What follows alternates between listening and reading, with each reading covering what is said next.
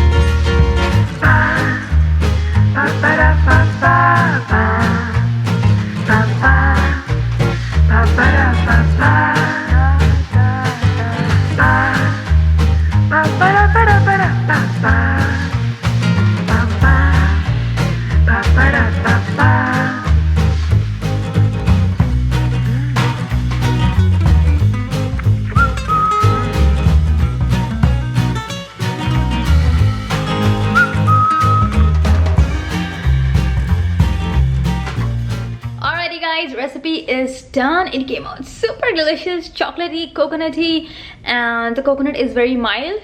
If by any chance you don't like coconut, trust me, you're just gonna love it this way.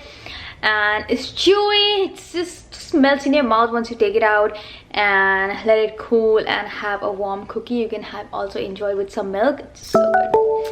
Oh, I just tasted it and I'm like have the whole taste in my mouth and I'm just salivating. Anyways, I hope you enjoy this recipe. I'll see you guys in my next video. Until then, bye bye.